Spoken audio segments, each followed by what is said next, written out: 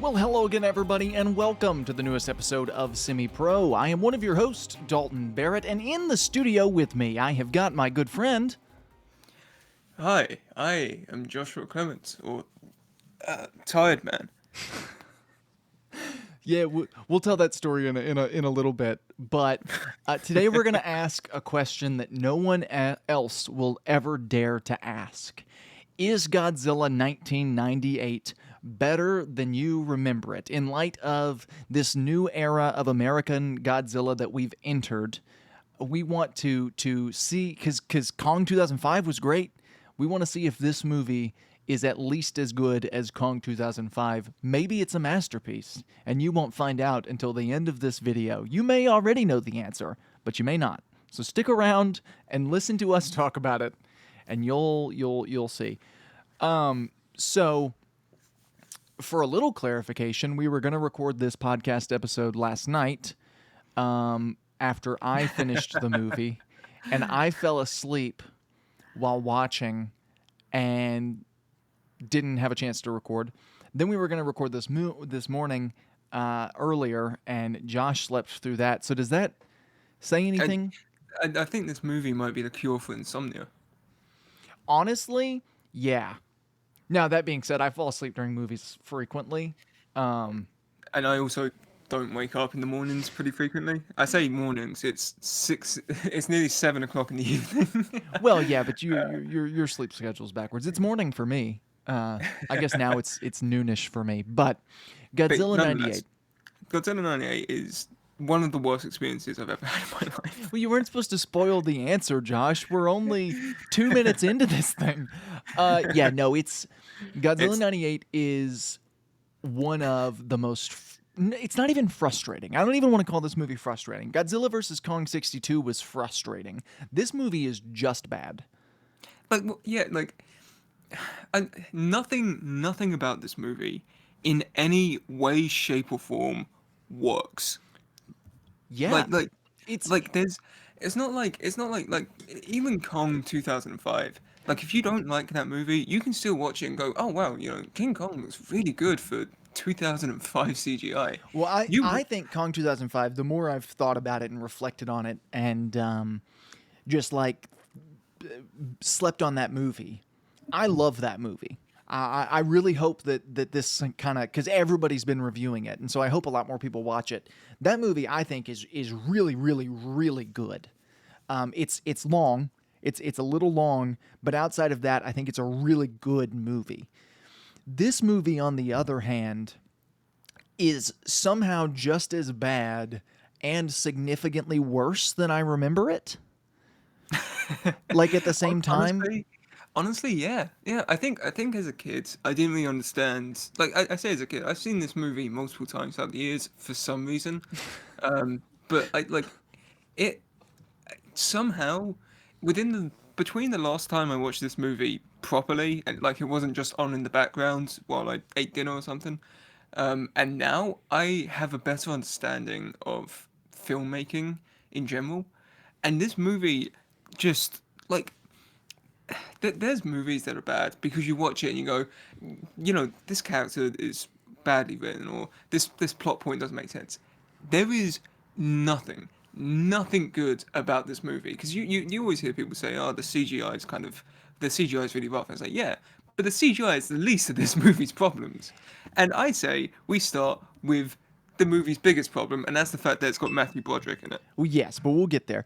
I do want to make the comment that if Kong 2005 was a love letter to the original, Godzilla 98, that movie felt like Peter Jackson writing a love letter to the original King Kong film. I mean, wholeheartedly. It was just so heartfelt and all of that. This movie feels like Roland Emmerich writing the audience's suicide note for them.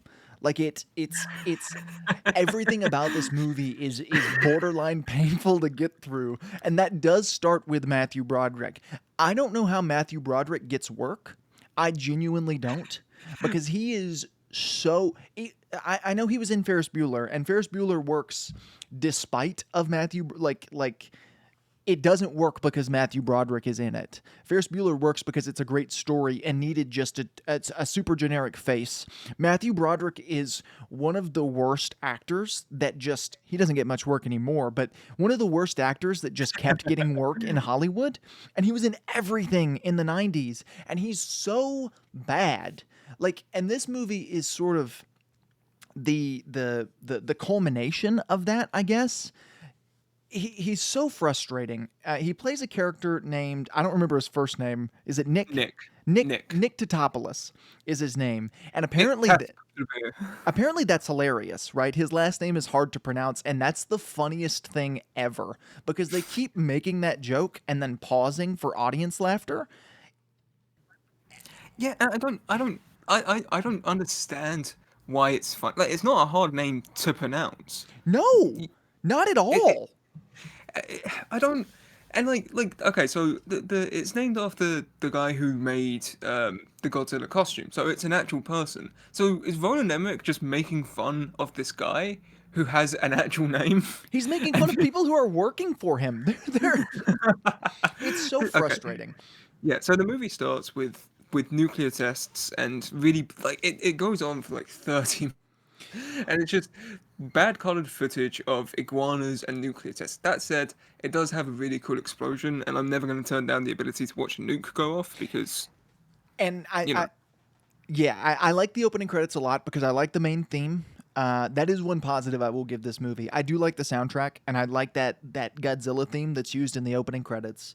I like the idea of Godzilla being a mutated iguana. Like I like they found sort of a, I don't want to say a more contemporary way to work in him being like a nuclear radiated lizard. He's not prehistoric in this, which I think he was in the 30s Godzilla and in the new American Godzilla.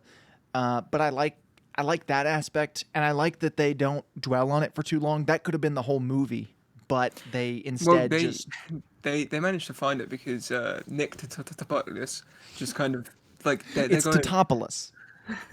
they're just going like, oh, what is this thing? And he just turns around and he goes, it's a mutated lizard from the nuclear test. He doesn't know about any of this. He just says it, and apparently because he knows worms, because he's the worm guy. That got on my nerves so bad because we know it's a mutated iguana. We as the audience know that. The government doesn't know that. The military doesn't know that. Matthew Broderick doesn't know that.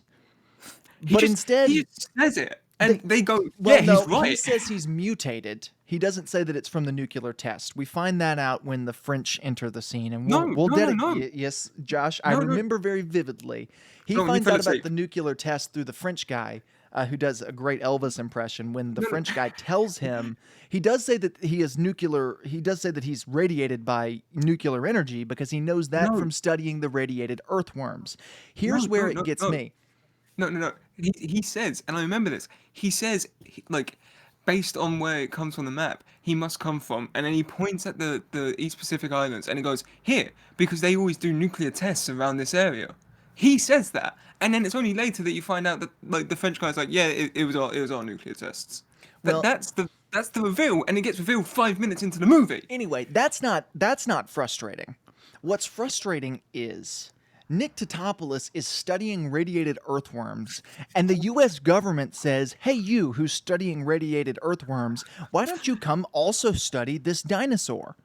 They don't know he's radiated at this point. They just know he's a dinosaur, a giant dinosaur who collapsed a fishing boat. And they say, Nicholasopoulos, come with me. And Matthew Broderick, I want you to study this dinosaur. It's completely out of your expertise. It's completely out of the realm of things that you should know. We want you to study it. And that gets on my nerves so much because it Well, okay. doesn't make sense. Yeah, so my first one of my first notes is Matthew Broderick's driving in the rain. Look out for you two Irish ladies. Um, This should also be noted. Everything in this movie, every scene it's in this raining. movie is rain. It rains It, for like a week straight. I don't understand why because like rain makes it harder to CGI stuff. So, from what I can understand, Because if you watch this movie, they don't do any sort of like Rain makes it harder to CGI stuff now. Because you have to do rain displacement and stuff, but they didn't do that back then. They just like made things shinier, Shiny. and Yeah. the rain would hide Like, that, it's not even like Godzilla. Sorry, Godzilla King of the Monsters. I don't want to compare this to a movie that came out 20 years later, and is and it's significantly better in every so possible way. much better. But like Godzilla King of the Monsters has a thing where when Ghidorah's flying around, because of his size, he attracts a giant storm, which makes sense. Like sure, it doesn't make sense in physics, but I'm not looking for physics in a giant monster movie, you know. Um, and like okay, I buy that. There's no explanation for the rain other than yeah, it's New York, it's rainy. But That's it. we'll I talk about hate New York in a minute. I hate Yeah, I this hate this movie. movie. So okay, yeah. So I, Matthew Broderick's in Chernobyl studying worms. He's got pictures of his college girlfriend who he hasn't seen in years, which is apparently. really weird because Yeah, apparently he's angry at her and holds a yeah. grudge against her for 10 years, even though he has pictures of her in his equipment, which is also creepy, by the way. Oh yeah, it's major stalker vibes. And then we find out later in this movie that the two have no chemistry whatsoever. Like, it's No, so no. frustrating to me that this movie exists. Yeah, this. Um, I also just want to say that this is the most Roland Emmerich movie because oh, 90% of this movie is a guy in the foreground doing something, but he can't hear what's going on behind him because he has headphones in, or he's on the phone, or he's just deaf, or he's just a Roland Emmerich character. It doesn't matter. They like half of this movie is foreground shots with stuff going on in the background that no one pays attention to because it's meant to be funny. the main issue with the character stuff in this movie, which is what's bad, is every character. You know, you have your movies like Independence Day, where you have an overabundance of comic relief characters, we'll say, but there is still the few straight guys. Like Will Smith would be the straight guy in Independence Day, and the president would be the straight guy in Independence Day, and because of that, you do have some normalcy. Every character in this movie is comic relief. Every one of them. There's not a serious character in this movie at all. Even down to like the military experts, the and the government and all of those people. They're all played as comic relief characters. Even Godzilla, to an extent, is played for jokes. So there's not a serious character. Like even straight up comedies have your straight man because that's an important character to bring your story, to ground your story and bring realism. This movie doesn't have that. There is no character in this movie who is taken seriously. Matthew Do, Broderick do is the goofy, you know funny who? scientist, and you can't pronounce his name. You got Roger Ebert as the mayor, and he's a goofball. The love That one's interest just lady. weird. The It's the Roger Ebert stuff's so weird. The but do you know who should have been the main character? who? Jean Reno, the French guy, Leon the Yeah, professional. no, he's the only good character in the movie. He's the only person who I cared about the whole time. That Yeah, and I like the cameraman, Simpsons guy. I can't remember the actor's name. Hank Azaria. Hank Azaria. He was great. I liked him, and I liked I I like liked Jean Reno. yeah. Jean Reno's like subplot where he just wants a good cup of coffee is more invested than anything Matthew Broderick does the entire movie. The fact that Matthew Broderick is the main character of this movie is it cannot be stressed enough. It is the worst part of this already bad movie. So the movie starts like when the movie starts. There's an army guy who comes to grab him, and he's just a dick to him. And I just thought I like this army guy more than I like Matthew Broderick. Well, yeah, and that's when they first make the joke about his name, and it's like, okay, we'll do this once, and then it'll be fine. But it happens 20 more times throughout the movie. He calls him like Tetrapopoulos or something, and he's like, it's Totopoulos. But then they keep on making that joke. Every character makes the joke. You get the redhead from Friends who's there, and she's making unwanted advances at Matthew Broderick, and she also can't pronounce his name, and it's like, so okay, we're ranting too much about Matthew Broderick. Let's get Yes, into the okay. plot. So okay, I'm gonna rant a bit now about filmmaking. Every character in this movie is so vague. No one says anything. So the army guy drags Nick Tatopoulos to a footprint, and It's Totopoulos. he's like, "Oh, this is your sample." Just say you're standing in a footprint. Just say what you're looking for. Don't try and be like cool and I'm not watching CSI. I'm watching Godzilla. I want to see a giant monster walk through a city and destroy everything in front of its path. I don't want to see Matthew Broderick standing in the mud looking at worms for 50 minutes. I Well, hate I, this I movie. will say this. This is another very, very slight positive. They get to the Godzilla stuff really quickly.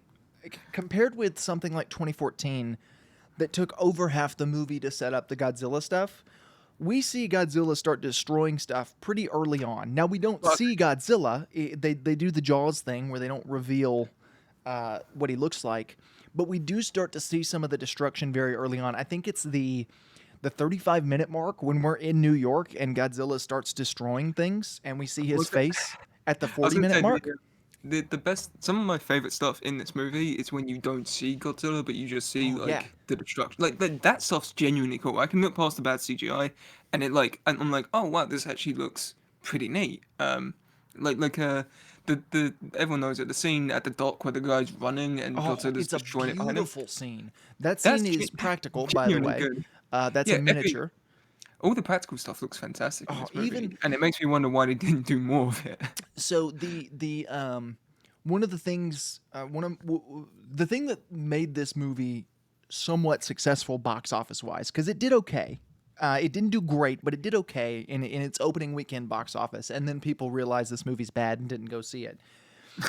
But the this movie had brilliant advertising, and there's a scene that was cut from the movie that they used only for a trailer, and they're in this and this is the kind of stuff that sells a Roland Emmerich movie, by the way. He doesn't reveal anything. Like his first big movie, Stargate, they show the Stargate, but they never go through the Stargate, and you have to see the movie to see what's on the other side of the Stargate, and it was just really stupid. Independence Day, which is a movie that's a guilty pleasure film of mine. I know it's bad, but I still love it just for whatever reason. They show the clip over and over and over of the White House exploding, but they never show like the alien. They never show much of the actual plot. They just show like the action bits. There's a great trailer you can pull up on YouTube for this movie where they're in a museum and they walk up to the T-Rex exhibit, and all these kids are just staring at the T-Rex, and it's huge and it's scary, and then crashing through the ceiling comes Godzilla's foot, and it smushes the T-Rex skeleton and then just pulls out and goes away, and that's the trailer. They never showed what Godzilla actually looked like in any of the marketing. They never showed that all of your main characters are idiots and deserve to die. Yeah, and there's a lot of scenes like that in the opening bits of this movie. Like I said, they do the Jaws thing where they don't show Godzilla because There's a really weird scene. So like Hank Azaria runs out after Godzilla and they show his tail whipping around the corner and it looks really cool and everything. And then somehow he manages to corner Godzilla. Like he runs to the right or something and he's now ahead of Godzilla. The this movie this movie is so confusing in so many ways. And one of them is that it blatantly ignores the laws of traversal. Like it just it okay. the I laws of traversal aren't the worst law that this movie ignores. no, but Because it we get to doesn't. New York and we have our first big Godzilla action scene. The stuff studying and figuring out outside of New York doesn't last very long because Godzilla makes his way to New York.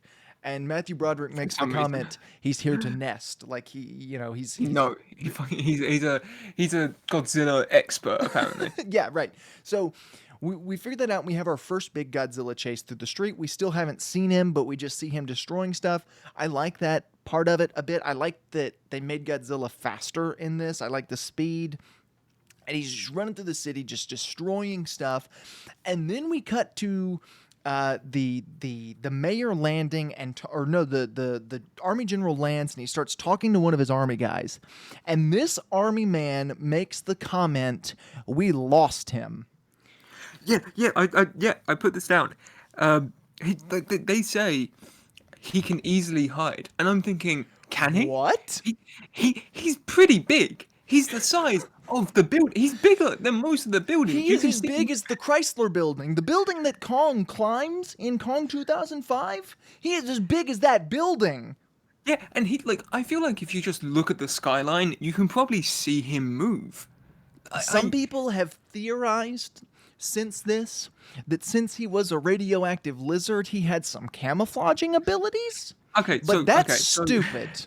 no, no, no. When they were making this movie, one of the things that they toyed around with the idea of was that he could change, like a chameleon, he could camouflage himself and he can change color. Apparently, some of that still remains in the movie because depending on what scene he's in, he's gonna have different color skin. But I'm still thinking, like, it's not like he can flatten himself against a building and change color.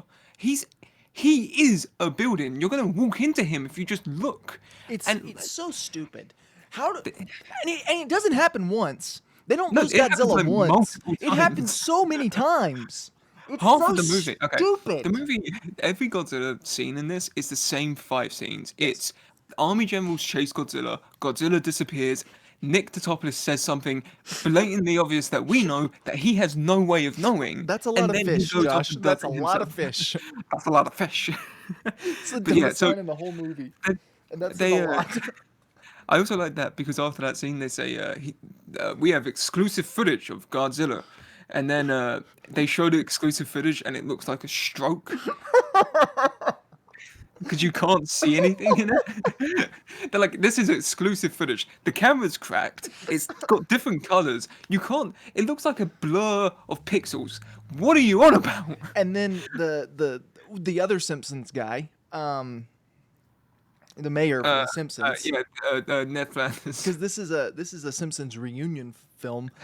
He's Apparently. on the news and he's just blatantly distracting, and he says, there's a dinosaur loose in New York City. Check the exclusive footage here." And then it's just like fuzz, like it's just static on your television.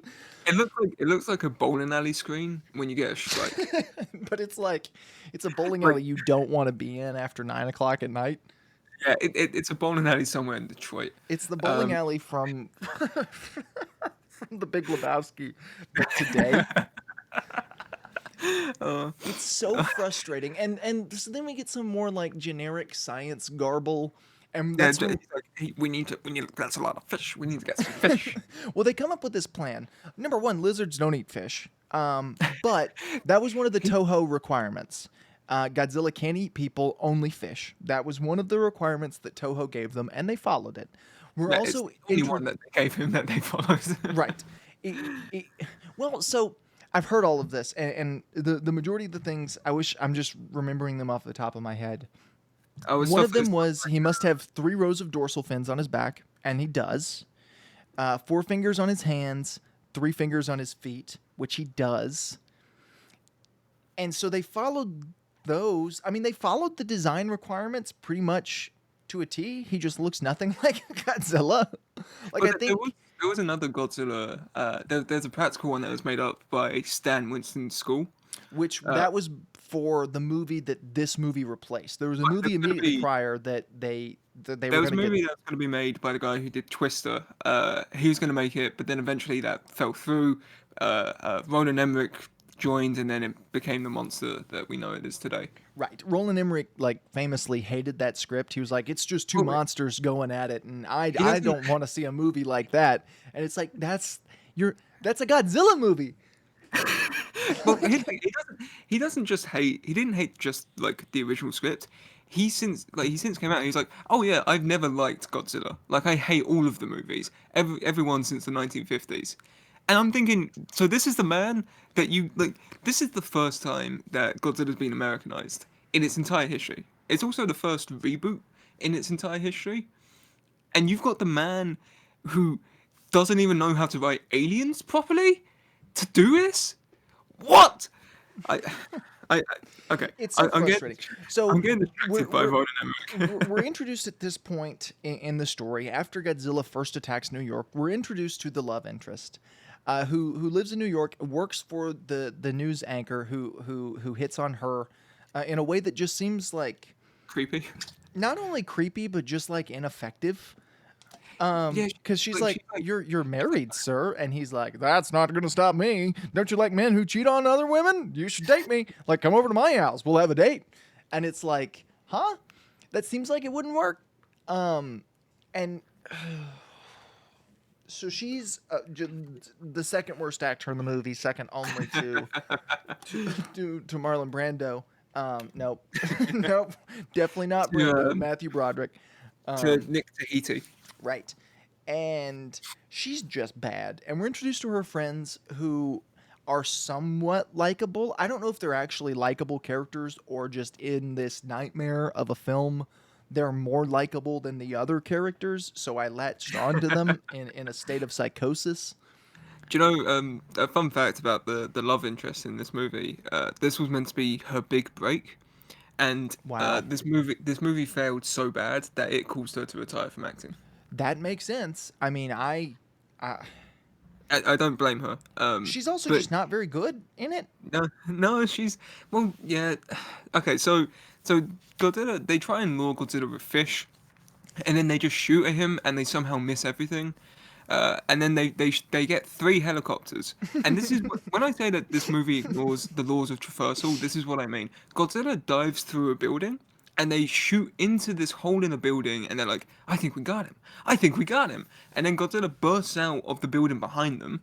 They Well, somehow so don't know this. Godzilla's apparently brilliant in this movie, except for the times when he's stupid, and he fakes them out. I'm assuming he just like broke the hole in the building, ran around the corner to the backside of the other building so he could break through and Oh no, destroy no, these this is helicopters. that part kind of makes I can buy that. It's the next part. So he does helicopters. One of them's flying away, and they look behind him. And they're like, I can't see him. I think he's gone. Godzilla then appears in front of them and below them and jumps up. And I don't. There is literally no way, according to anything that exists, that works. He just teleports. Godzilla can teleport in this movie. That is So the only explanation for half of the plot. So this is where we finally see Godzilla at this point in his full Like, yeah, the glory, right. quote unquote glory. And the CGI is just horrible. Like it's just the worst. Like we were talking about, to make it look like he was in the rain, which I guess they threw in the rain to hide the fact that it looks so bad. If you're watching on YouTube on the splash page, I've used one of the practical effects for it, so it looks good. Like it looks real. But it That is doesn't not the look movie. like that much in the Less, movie. less than 10% of this movie is practical Godzilla. And that says a lot because Godzilla's only in 11 minutes of this movie. um, that's real. I looked that up. He's in 11 minutes of this movie. Um, Jeez. and the thing about it is, this is going to be the hottest take of this episode. I really like the design. If he were to stand up straighter, it would be a really great modernization of the design. But instead, they gave him the hunched T-Rex look, which I'm not a fan. Like, I don't like the way he stands, but I really like the more lizardish design of Godzilla that they gave him in this movie. Mm. Um, Yeah, well, it's not like it's not faithful, but it's a really neat design. It just gets let down because every time you see it in the movie, it looks so ugly. right. Like I said, had he stood straight up, they keep the things that Toho required them to keep: the fingers, the toes, the dorsal fins. They don't give him atomic breath, which is obnoxious. We find that out during this first scene. It's Well, so okay. weird how they beat around the bush with the atomic breath. Apparently, he can like breathe gas or something. No, And no. So so, what happened was they didn't want to use atomic breath, so they went with this thing called power breath instead. Which their idea was that when Godzilla roars, he produces such a gust of air that it blows away everything in front of it. And then that got leaked prior to the movie releasing. So what they did was they kind of changed it, and they added in gas into every scene where he does it, so it looks like atomic breath because stuff catches on fire. So he basically has flamethrower breath. right, which is stupid. I mean, you're making a movie about a radioactive lizard. What's wrong with giving him atomic breath? I don't get it. It's frustrating. But so we have this chase, and there are, I counted, 3 helicopters in the dumbest helicopter chase ever. Number one is just a ripoff of the Death Star fight from the end of New Hope. They're saying like the exact same dialogue, and they're just fighting Godzilla, and it's frustrating and it's annoying. And there are, once again, remember this, 3 helicopters, and then Godzilla disappears again. Yeah, he dives into the wall. No, that's the later one. Yeah, that happens later, which that scene I really like. I like that bit where Godzilla tucks his arm, so it's always super cute, and then he jumps into the water. But in this scene, he just disappears again.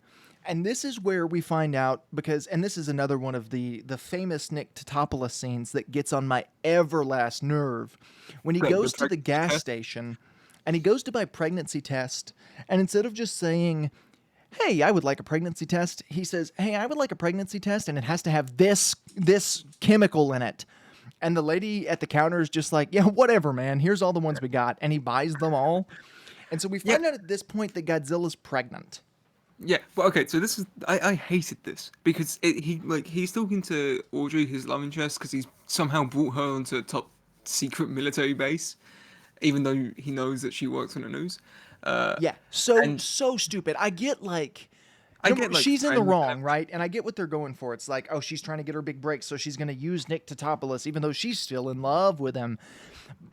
And I get that part, and I get her struggle, and she's like, should I take it? Should I not? And she's in the wrong, absolutely. She's the bad guy in that scenario. But also, why Nick did you Cotopoulos bring is an her? idiot. Why did you Well, bring okay. her to the military base in the first place? No, he brought her so that he can tell her, these tests weren't designed for this, but he's pregnant. And I'm thinking, okay, these tests weren't designed for this. Every other word in that sentence is rendered useless by those. You I, can't. well, no, because he turns out to be right, so it's not useless. He says they're not designed for this, but the lizards and humans have the same chemical compound that lets you know that they're pregnant. My thing is, why did he test this male dinosaur for pregnancy in the first place? Like, why was that his instinct? Well, even then, just like this isn't like, oh, Nick Totopoulos he's so smart, he's so aware and full of the situation. It's just Nick Totopoulos is omniscient and can see the movie's script. He there's a comment later that where he says like that he tested it because he thinks that he came to New York to nest because he was grabbing a lot of fish on the subway Oh and yeah, he says that there's more fish than like just Godzilla could eat. which doesn't make sense because Godzilla's a huge dinosaur like Yeah, he requires a lot of fish. that makes sense if you knew what this if a lion was dragging that much fish, you go, okay, he's probably got a pride to feed. But this is if you saw an animal that you've never seen before start doing this, I wouldn't. My first instinct wouldn't be, oh, he's getting a nest. It would be, oh, he's a giant lizard. He probably just needs a lot of protein to function. So Nick Totopoulos, he does the pregnancy test. And he's like, "Oh, I've got to go tell the military about this." I'm sorry, let me deliver this line like Matthew Broderick. That was too much. That was too much excitement. Wow, he's pregnant. I've got to go tell the military about this. And so he walks out of the base, leaving love interest alone in the With all military of this, base. The all of this news reporter, who's not actually, she lied to him about that, but he thinks she's a news reporter in the base alone with all the sensitive information, doesn't kick her out, just leaves her there. What do you I think hate, is going to happen? I hate this movie. And I then hate this she movie so leaks the much. information so fast. And the Yeah, news so runs much it that by the so time quickly. I work by the in news. That's not how this works. It doesn't happen that quickly. They're sitting in the meeting, and somebody, before the news report starts, which already gets me, before the yeah, news report starts, one of the generals says, "I think we should watch this, guys." And then it cuts to the special report about Godzilla. I this movie is the worst thing I've ever seen in my life. It's It's so yeah, everyone in this movie can see the future, and he sees the future. They watch the report, and they all turn to Nick Totopoulos because for some reason they mention him directly in the Yeah, report. all she had to do, because she cares about him, right? Like she's in love with this guy. All you have to do is say anonymous sources claim, and then roll the footage. Where also, this has to be mentioned. They make the point of doing the reference with the old fisherman to say Gojira instead of Godzilla. Because that was the original Japanese name, which is a super neat idea and a super neat reference. But then There's no way Simpsons you get Godzilla from Godzilla. there's no way. Even as an American, as a white American man, you can't mispronounce Gojira. Even if you want to pronounce it like a white guy, you say it like I'm saying it, right? Gojira. You don't say Godzilla. Like the two don't sound the same. And it's great because it's like you see this old Japanese guy say Godzilla, Godzilla, and then it's just having it's Ned Flanders going Godzilla. Right. And it doesn't make sense. But then they name Nick Totopoulos by name. All you have to do is say anonymous sources Well, have they confirmed. named it the Topless by name, and they also circle him because they have footage of him in the footprint. I'm thinking like, how is this news report going to work originally anyway? Why is he being? He's not important. Also, also, where did they get that footage from? There's a helicopter going around. I think, like an No, it's army the scene where helicopter. he's in the footprint. It's the scene where he's in the footprint from the original, from the beginning of the movie. It's the movie footage, which always gets on my nerves, right? It's that classic trope where they use the movie footage. They're not filming Nick Totopoulos standing in the Godzilla footprint. Maybe it's just a huge fan of his worm. He's the Maybe. worm guy. It's one of the worms. One of the worms bonded with him, like Godzilla Maybe Jr. does in the cartoon. It bonded with him, and now it's filming him from an aerial shot. so.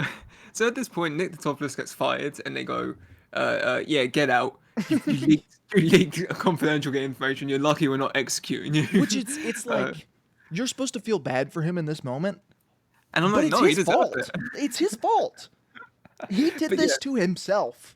yeah, and then he gets in a cab, and he drives away. I don't know where he's driving to. Uh, uh, okay, he I gets in would a cab. presume back to his like apartment, but he doesn't live in New York, so maybe he's staying in a hotel room. I guess. But like, Gene Reno is driving the cab, and he's like, "Yes, I want your help." Ha ha ha. And then I would like your, Baguette. I would like your help. I you felt wouldn't that know well. We created Godzilla. I fell. you wouldn't know where to get some good coffee. But yeah, so then he takes him to their warehouse where the French Secret Service is spying on the government because they were the ones who created Godzilla. Which was a neat reveal. Like they kind of, Which, if they wouldn't revealed it earlier, would be neat. Uh, they should have just. That should have been the main focus of the movie. Gene Reno should have been the hero of this movie. Yeah, keep going. He's so good. And yeah, so he takes him there and he's like, "Hey, we know that you're right about the nest. So do you wanna come with us and destroy it all?" And he's like, "Oh yeah, why not? Sure. I've never Josh, calm down. Too much enthusiasm. yeah, sure. Yeah, I'll do that." I would And love to destroy the nest with you.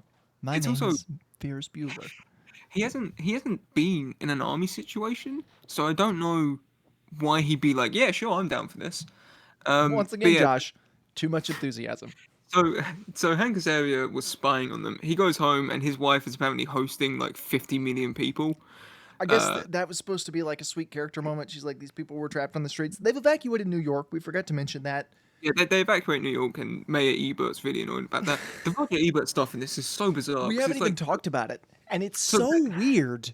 Yeah, the Roger Ebert stuff's just because. So Ebert and Siskel, famous movie reviewers, when they reviewed Stargate and Independence Day, Roland Emmerich's two big blockbusters before this, they were like, "Yeah, this is just garbage, like all around garbage."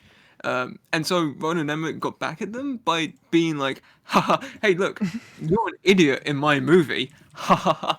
And I'm thinking, he doesn't do anything. He's right most of the time. Well, and one of the other things about it is, and Gene Siskel is the one who said this. He goes, "Yeah, it was one thing to put us in the movie, but you don't do anything with us. Like you greatly missed the opportunity to kill us off, but you just put us in the movie and then proved us right because this movie's bad." I want to read Yeah, through like, really quick while we're on because I had this pulled up for the discussion. This is Roger Ebert's review of this movie. He saw this at the let me just read you the review. This is from in Cannes, France. Going to see Godzilla at the Palace of the Cannes Film Festival is like attending a satanic ritual at St. Peter's Basilica. It's a rebuke of the faith that the building represents. Cannes touchingly adheres to the belief that a film can be intelligent, moving, and grand.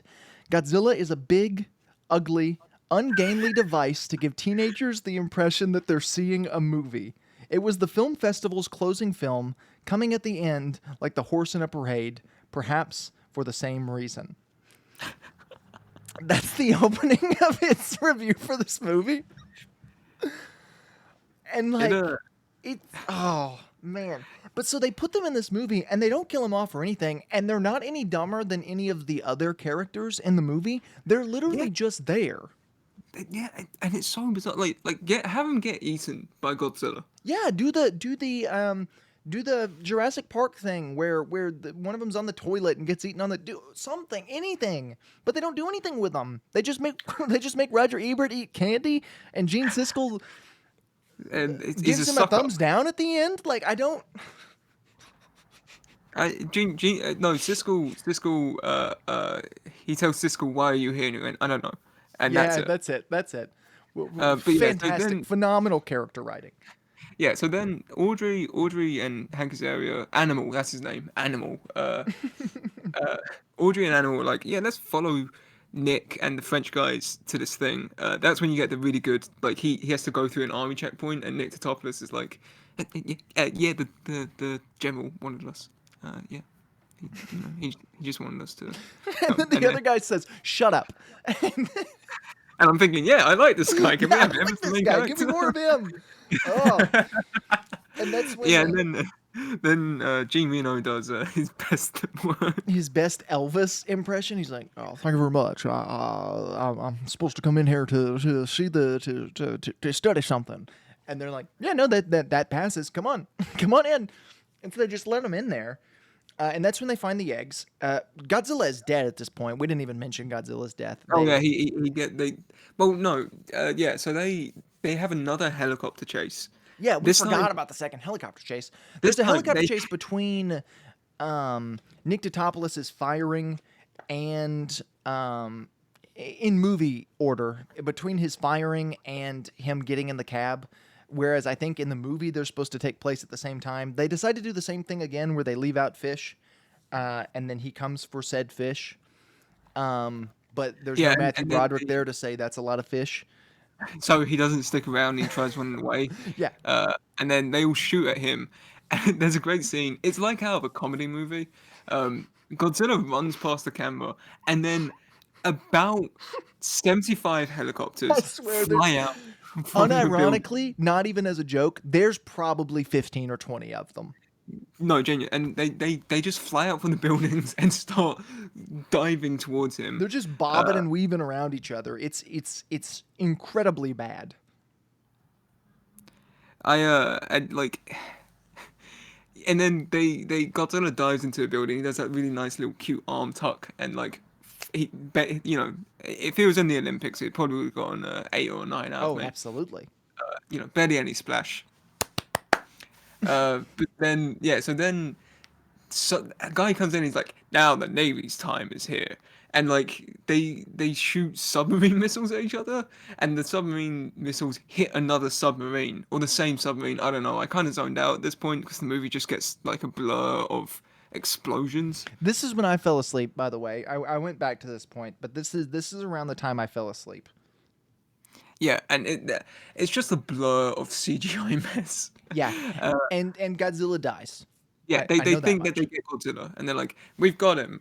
So then Nick, French guy, Animal, Audrey, and like two other disposable people, sneak into Madison Square Garden, and they find Nick finds 3 eggs, and he goes, "Oh, there's 3 eggs in here," and then one of them goes, "And there's a lot more than 3," and Nick just very slightly looks to the left and sees about 50 million more. And this is the main hero of our story, and he can't do that. There are so many eggs and he only sees 3. There is literally about an egg for every seat in Madison Square Garden. And then the eggs hatch right as they get there. Yeah, they right as they get there, like not even just like they're trying to set stuff up and they start hatching. No, as soon as they step foot, bang, the eggs crack open, and then it becomes Jurassic Park for like 20 minutes. Yes. and they get chased around by really bad CGI animals, and occasionally animals that are just guys in really big rubber suits that look ugly. Yeah, and it's Uh, such a difference between the rubber suit. They're velociraptors. They're the Jurassic Park velociraptors. We can just call them that. yeah, but It's such a huge difference between the rubber suit raptors and the CGI raptors, and it's so unbelievably distracting. And then they it's bomb the place. yeah. Then they find a news broadcast, and Audrey gets her dream because she has to be a news anchor for some reason, uh, uh, because they understand script writing, I guess. Um, All right, we're back. Had to pause it. Somebody was at the door. That's the benefit of doing this one take. I'm just glad I had a break from this discussion because it hurts. So where were we? they were recording a news outing in Madison Square Garden so that they could get the attention of the army, so that they can tell the army to bomb the place because they didn't have enough bombs for it. Right. Uh, Yeah. so yeah, Yeah. The then the then classic please bomb Madison Square Garden scene, which does yeah, lead to my favorite explosion in the movie because it's one of those classic Roland Emmerich explosions. Which that's the one thing he does really well is he blows stuff up really well. So I did like that. As much as I hate to praise anything in this movie, which I've praised several things, as much as I hate to, I did like that explosion a lot. It yeah. reminds There, me of well, the there, White House explosion from Independence Day. a lot of the destruction in this, like the Chrysler Building when it gets destroyed, and this explosion, like is genuinely really good, Yeah, and it's just a shame because there's not more of it in the yeah. movie. Well, it's like I said, it's this movie's equivalent of the or I guess that'd probably be the Chrysler Building, but of the what's it called? Oh, the White House from Independence Day. Like it's the equivalent of that, which is great because I love that scene in Independence Day. It's my favorite scene in the whole movie. Right, I think it's everyone's favorite scene. Just look, it's gorgeous. Yeah, it's like it's super cool and it's visceral and it's shocking, like genuinely. So for that reason, I was excited to see it. Yeah, And in so this movie, it was great. It was genuinely neat. And then they make it stupid because that should have been the end of the movie. That should have been where this movie finishes, but it's not because Godzilla's back from the dead. Everybody. yeah, Godzilla can turn invisible. That's the only other Dude, explanation. I have no, because he was in the river, dead, floating, wrapped in plastic, and all of a sudden he's alive. And not only is he alive, but he's underneath Madison Square Garden. Yeah, they explain earlier, like, He uh, burrows underground. yeah, they explain earlier that he like digs through the tunnels, and like he can be under there. But I feel like Josh, hold you on, because can't. you're wasting your stupid on this, but we're about to get to the stupidest chunk of the movie. So I need you to calm down, Yeah, buddy. okay. So yeah, then Godzilla appears. It finds all of its children dead, uh, and so they go, we run, and they get in a cab and they start driving away, and Godzilla chases them. Um, and like Godzilla assumes that Matthew Broderick and friends killed his kill. babies. Yeah, And so they get in a cab, and apparently this Godzilla is supposed to be like be able to run like 200 miles per hour, and he is really fast in earlier scenes in this movie, but here he can't outrun a cab. yeah, and like they have to try and evade him in a lot of ways, and at one point they get stuck in a tunnel, and there's actually a kind of like smart part where Matthew Broderick throws out the cab's serial number to the army guy, and the army guy uses that to deduce. I said it was smart, and I'm saying it now, and I'm realizing it's really not.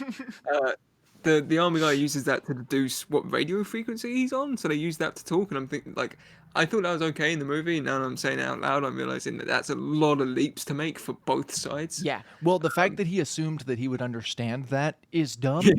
I would have just said, I just thought, why'd you chuck this? Yeah, exactly. What? The plate? What? How did he know that it was Matthew Broderick in the car to begin with? Um, and so they Yeah, back into the tunnel and get on the radio frequency, and the guy and then like says, you need to get him out in the open.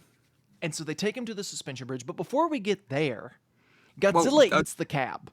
Well, no, I was gonna say before he gets there, it's even stupider because they go, they have to try and get out of the Oh tunnel, and yeah. Godzilla's blocking the way, and he goes like, "You got high beams? Wait, no, sorry, you got high beams on this thing?" Does this thing have high beams? And he like Jimmy Mino's like, "Ah, you've done it, man. You've done it again." And The so they smartest just man I have ever met. High beams. they drive at Godzilla and they turn on high beams, and it doesn't even look like it hits him in the eyes. And Godzilla winces from it. I'm Well, thinking, his eyes are on the side of his head. He's facing forward, and the eyes are on the side of his head. How does it work? and also they've spent most of this movie shining bright lights into his eyes. Like And he, it's never affected him before. It's not like this is something they set up, right? no, They this could have is set just it up a one easy, time and all thing. the other stupid things that they mention, they could have set up like shown a spotlight at him, and it scares him, and he runs away. Like, but no, he No, just doesn't like headlights, so yeah. They drive into Godzilla's mouth, uh, and which is so it's stupid. And then cameraman, whatever his name is, keeps animal. yelling, "We're in his mouth! We're in his mouth! We're in his mouth!" And it's like, we get it. Everybody knows that you're in his mouth. Everyone, us as the audience, we can see it visually. We know. The driver knows. Matthew Broderick knows. Everybody knows that you're in Godzilla's mouth. You've said it 6 times now. Once was enough. Once was too many. And, yeah, and then Matthew Broderick has the brilliant idea of grabbing a live wire and shoving it into his gums. Uh, I'm thinking that's just gonna shock you, Matthew Broderick, and I really hope it kills you. I don't want you to be in this movie anymore. I don't want to watch Nick this do anything. He's the worst character I've ever seen.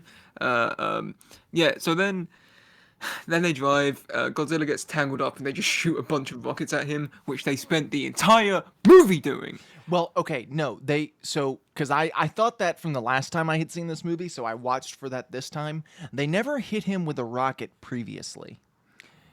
They only hit him with like tanks and normal machine gun Oh yeah, fire. you're right. The much different edition Well, of no, these are tank. like big rockets.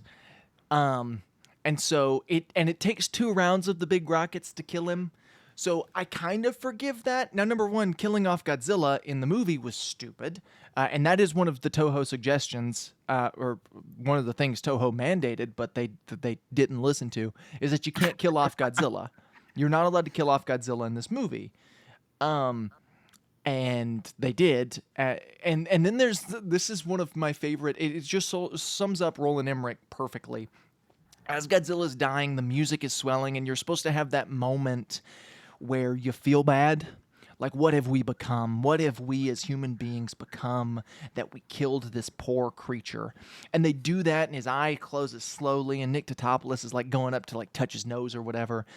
And then it cuts, and the crowd starts cheering like instantly. Like it's so jarring because they're back to back. It's like it's the "What have we become" moment followed by the Ewok celebration song at the end of Return of the Jedi. Like, and it's such a breakneck like swap, and it's so weird. But it sums up Roland Emmerich perfectly because he doesn't know what he's doing. He's seen these scenes both in different movies, and he's like, "Oh yeah, we'll just put them back to back. It's fine. It makes sense. It Well, works." there's a lot in this movie that just switches back and forth. Godzilla's size changes like 18 Oh times. yeah, there's no consistency to his size. There's one scene where a guy stands in front of his eye and it's literally his whole eye, and then there's another scene where Matthew Broderick stands in front of his face and his eye is like the size of his head. There is None. zero consistency. None. There's zero tonal consistency. When Matthew Broderick is like, "Hey, I think he might be reproducing," and Mayor Ebert makes a joke of like, "Oh, what is he, the virgin dinosaur or something?" And everyone laughs, and I'm thinking there are so many people who are dead.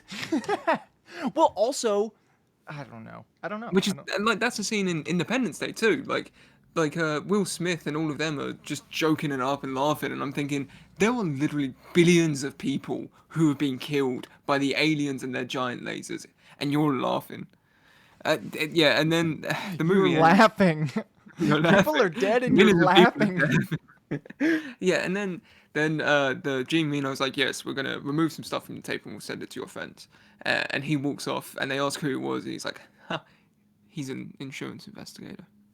and then they show like one egg and it hatches, and then that's the movie. And I Which hate this movie the so much. the egg, I do want to discuss the egg because the egg led to the best thing to come out of this movie, which was not G2 as they were hoping it would be. It was instead Godzilla the animated series or Godzilla the series, which is I have some fond childhood nostalgia for because it was one of the Saturday morning cartoons I grew up watching. It is better than this movie in every single conceivable way. Like there is like it does all of the things that Godzilla should do that this movie failed to do. Godzilla, he fights other monsters. It's really creative. They even go as far because Toho said absolutely not. You are getting nothing from us. So they weren't allowed to use a lot of the characters from Toho Godzilla. You couldn't use Mecha Godzilla, like none of that kind of stuff. So they just renamed them and made similar characters for that, and it was really neat and creative and a super fun show about the baby dinosaur. Nick Totopoulos goes back to Madison Square Garden. He finds the egg and it bonds with him, and then just like does everything he asks, like it's to his beck and call, which is a neat idea. And that was apparently supposed to be the plot of the sequel. Well, okay, so I just wanted to talk a little bit about that because after this movie, they had to do a lot of damage control for it. Since the movie's released, every single person involved in this movie, directors, writers, actors, have all said, "Yeah, this was an awful experience, and it came out completely. This is the worst turd I've ever worked on." Um, Which they, is true. They're yeah, not they're they're not not wrong. exaggerating. This No, movie is so bad. It is the so bad. the writer Dean Devlin, who also made Geostorm, one of the best movies of all time. Uh, he's like he got interviewed about it afterwards, and he was like, "Yeah, we were actually in the sequels. Godzilla was going to turn into the Godzilla that we know and love, which we've heard that before." That's always my And, least favorite excuse for a bad movie. It's like, well, no, we were going to do that in the sequels. It's like, no, you weren't. You no, weren't. no, you won't. Uh, and yeah, there's no evidence of this whatsoever because everything related to this got canned as soon as this movie released, basically. Except for the animated series, which is Except for the glorious. animated series. Now, I did want to say that there is one positive to come out of this movie, and that is It killed this Matthew movie. Broderick's career. No, no, he was in Daybreak, which no one's gonna watch. Like, I don't think many people know what Daybreak is. It's a Netflix show with zombies and teenagers, and it's fantastic. And I wish everyone watched it because I could. I wish I could have gotten season two. Yeah, Um, I did like Daybreak. Daybreak Um, is great, but no, I want to say this oh, movie. This he was in Jingle All the Way. No, not Jingle All the Way. What is the one with Danny DeVito? The Christmas movie? Twins Junior, No, it's a uh, Christmas movie with Danny Batman DeVito. '89, Batman Returns. There you go. That's it. Uh, no, I don't know. Uh, but this movie is solely responsible in some ways for the Sam Raimi Spider-Man trilogy. You're gonna have to. It's Deck the Halls, by the way, but you're gonna have to elaborate a little bit. So after making this movie, Sony realized that when they make an IP, like when they start adapting other people's IPs, they need to get someone who really does care about the character and knows what they're doing, because Roland Emmerich completely destroyed all of this, and so that led to them hiring Sam Raimi for the Spider-Man trilogy. If only they had kept that mindset when they went to hire Mark Webb. Um, but anyway, uh, so I I could not disrecommend this movie enough. I could not say enough times not to watch this movie. It is genuinely, unequivocally one of the worst thing. It's definitely the worst thing we've watched for the podcast. Yeah, and we watched Godzilla versus King Kong 1962. We watched Superman 4 The Quest for Peace, and this is worse. Like, so much worse. This is not like one of those movies where it's like, oh yeah, it's bad, but you can still shut off your brain and enjoy. Nope, there's no enjoying this movie. There's nothing to latch onto. It's the characters are boring, Godzilla is boring, the destruction is boring, the plot is boring. It's got a pretty good 90s soundtrack. It reminds me a lot of the not the Burton Batman movies, but the Schumacher Batman films, and I That is like that. that is what Roland Emmerich actually compared this to. He said that this was the Batman '89 to all of Toho's Godzilla's '66. That yeah, and I can see where he's coming from with that. But that would He's be wrong. like if He's Batman wrong. '89 was bad. If Batman '89 was actually Batman and Robin, But worse. I mean, they're going for the gritty realism, and that's fine. Do that if you want, but it's just do it well. Don't Roland Emmerich shouldn't have been in charge of this movie. That's the problem. oh yeah, well every issue in this movie stems from Roland Emmerich and his attitude towards filmmaking and his attitude towards existing IPs, particularly Godzilla, which was just, oh, I don't care about any of this. I don't need any of this. I don't need anyone's help. I'm just going to make my movie. And his movie is bad because his movie is a bunch of character stuff when he can't write characters. It's I don't even think it's his attitude towards existing IPs as much as his attitude towards hating audiences. I don't know how you unintentionally make something this poor. And I say that with all sincerity. I don't know how you make something this bad on accident. And see, I know people, they're all for director freedom, and they all think, studios stepping in and canceling movies or forcing reshoots or anything like that. Like they think that's unjustified. This movie is the antithesis to that point. Yeah. This is a movie where the studio executives needed to come in and say, "Hey, no, Yeah. stop this right now, make something good." There's a there's a story where they a few weeks before the opening of this movie, they went to show it to the executives at Toho, to so they could confirm everything to sign off in case they needed to redo some CGI and stuff. Maybe it was a few months. Either way, so they showed this to the executives at Toho, and the folks over at Toho sat in silence for a few seconds and then turned to Roland Emmerich and said, "Can you come back tomorrow?" And when they came back tomorrow, to the surprise of everyone involved, they said, "Yeah, just go ahead and release the movie." They have since come out and said everything in it was so bad that we couldn't make any changes without just canning the movie. The design was so different that we couldn't say, "Hey, change the design," without just canning the movie. Everything was so bad and different that we couldn't make little changes, so we just had to bite the bullet and let them make it. This version of Godzilla does appear later in Godzilla Final Wars, which I think came out in 2004, which I have Yeah. seen and is a much more enjoyable movie than this. It's also bad, but it's more enjoyable.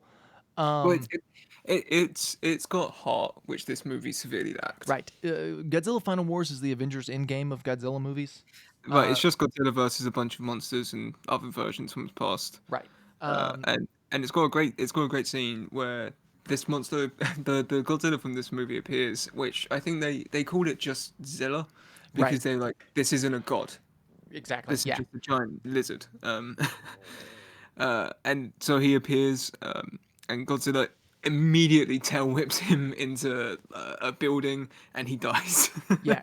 I think it's the Sydney Opera House. Yes, yeah, it is, and it's beautiful, and it's one of my favorite things in the world. Yeah.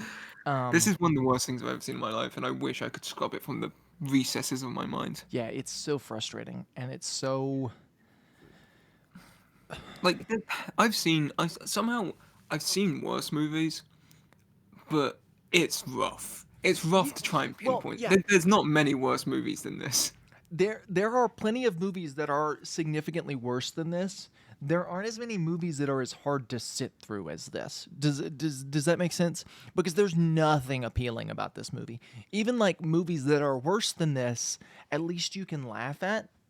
And this movie, I just feel bad for everyone involved, including the CGI dinosaur that doesn't exist.